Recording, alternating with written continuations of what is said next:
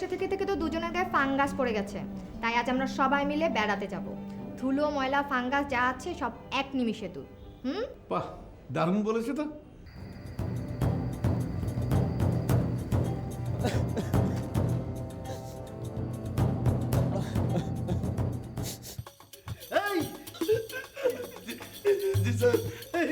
তোমাকে তো আমার ভয়ের মতো লাগে।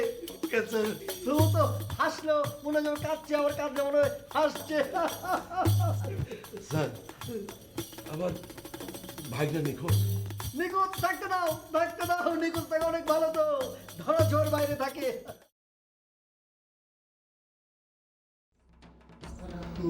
ও হ্যাঁ, তাই তো আব্বা আম্মাই তো ডাকবে। আব্বা আম্মাকে তো আব্বা আম্মাই ডাকে, তাই না? আমি কি ডাকবে বাবা?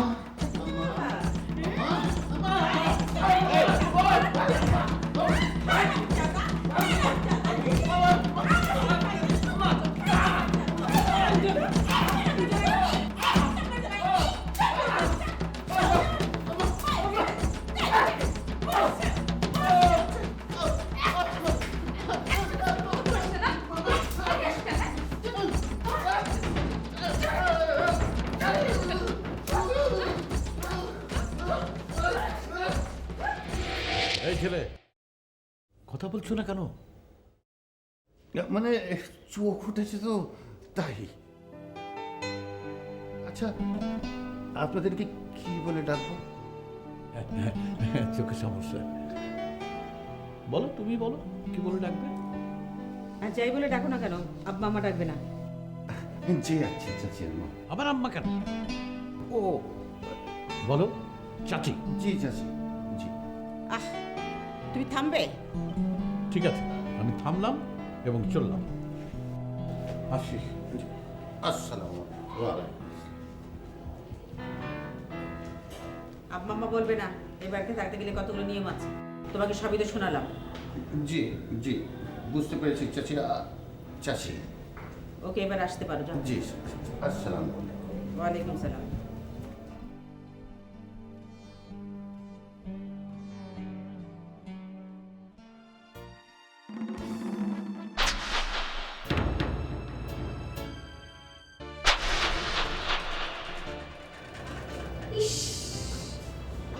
এভাবে কেউ দরজা খোলে?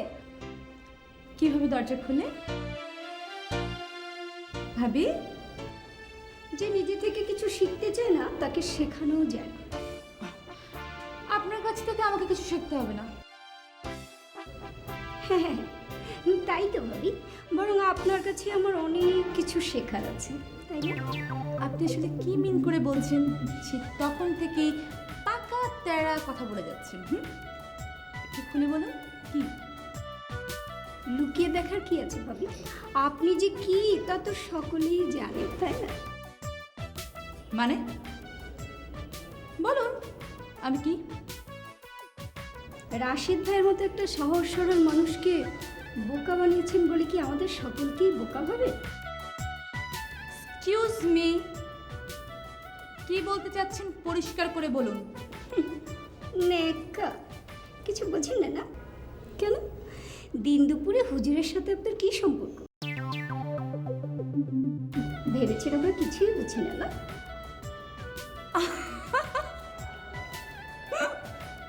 ছি, লজ্জা বলতে যদি কিছু থাকতো।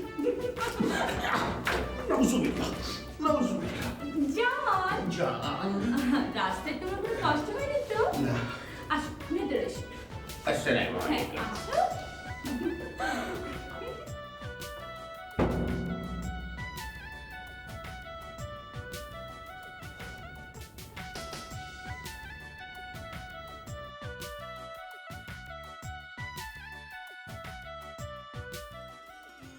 ও কি বলবে?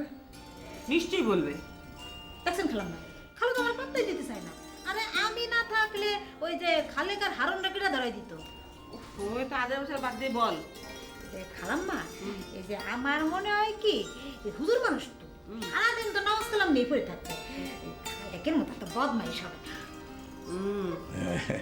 তাহলে কি বলবো? কি? না, বলে দিই ওরা উঠে পড়ুক। বলো।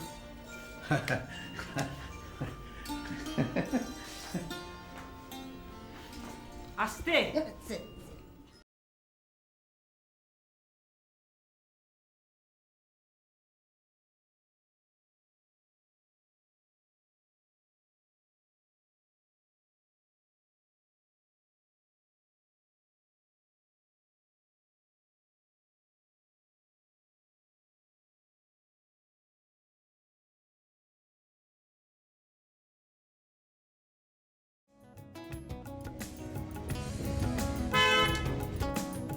আপনি আমাকে ফলো করছিলেন কেন?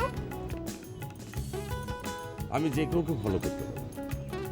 মানে মানে আপনি এই রাস্তায় ঘোরাফেরা করতেছেন কেন? সেই কৈফিয়ত আপনাকে দিতে হবে?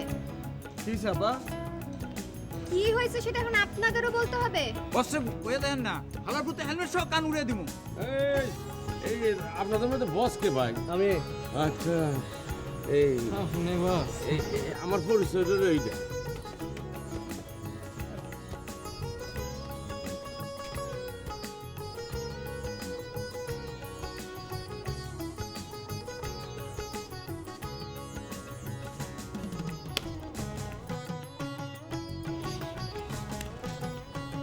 আঙ্কেল থাক না।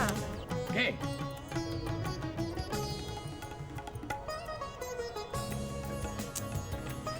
দুলা ভাই আমি আই বলি আপনার শালা আপনার শ্বশুরের ছেলে। মামা মামা এতক্ষণে মামা।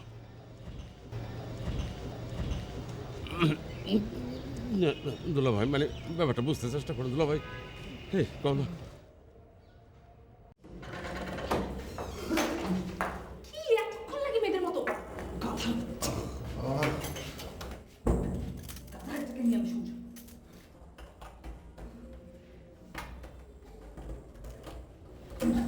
চলো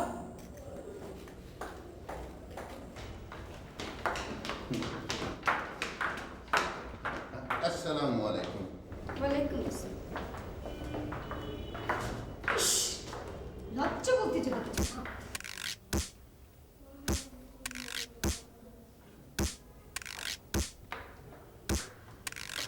ভালো আছেন? জান তুমি নিচে যাও আমি আসছি। হ্যাঁ আচ্ছা শোনা, ভাবি আপনি যেন কি বলছিলেন? বলছিলাম মানুষের একটু লজ্জা শরম থাকা ভালো। ও হ্যাঁ লজ্জা আছে তো, এই যে বোরখা পরেছি। আর শুনুন শুনুন লজ্জা থাকার ব্যবস্থাও আছে, এই যে। তাই তুমি আবার হা করে কি দেখছো? আসো। তুমি তো আগে কোনোদিন বলোনি কি বলি? আমাদের নিচতলায় এত সুন্দর একটা মেয়ে থাকে। একটা কথা, যাও উপরে যাও।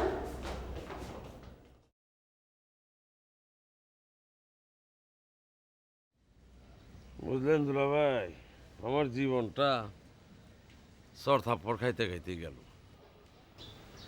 আমি কি বুঝেছি নাকি যে ওটা তুমি? কেউই বুঝে দেয় না দুলা ভাই। হ্যাঁ আচ্ছা, তোমার মাথায় যদি হেলমেট থাকে তাহলে আমি কি করে বুঝবো যে তুমি ওটা? নিজের না অনেক জ্ঞানী লোক দাবি করেন, এইটুক বোঝেন না। আমি ছুটি নিয়েছি দুলা ভাই। ছুটি কেন? আপনিও কোন কেন আপনি জানেন না? না তো। আপায় আলটিমেটাম দিছে, যেভাবে পারি কনকটা খুঁজে বাই করে দিতে। আরে সেটা তো বের করতেই হবে। না সেইটা ঠিক আছে দুলা ভাই। আচ্ছা রূপা মেয়েটা আমার কিছু মনে করবে না তো? আরে না, রূপা খুব লক্ষ্মী মেয়ে। চলো চলো, খাওয়ার সময় হয়ে গেল, চলো চারটে খেয়ে নিই চলো। রাখেন আপনার সাইডটা খাওয়া। সকালবেলা যখন আপায় টেলিফোন করে এই কথা কইছে, সকাল থেকে তো নাস্তাই করি নাই। আরে তাহলে তো খেতেই হবে, আসো।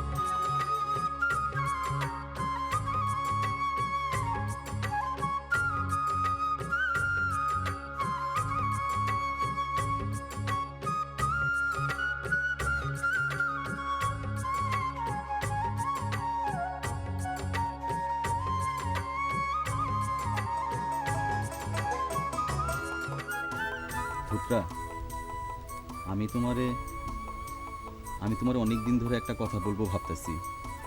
কি কথা কামাল ভাই? কথা কান হইল যে আসলে কথাটা আমি কাউরে বলতেও পারতেছি না, আবার নিজের মধ্যে চাইপেও রাখতে পারতেছি না। কামাল ভাই, আপনি আমার বিশ্বাস করতে পারেন। বিশ্বাস করলে তুমিও বিপদে পড়বা। কিসের বিপদ? কামাল ভাই, মনের মধ্যে পুষা রাখলে কষ্ট পাইবেন। আপনি বলেন আমারে। আমি জানি, তয় আর কোনো তয় না, আপনি বলেন।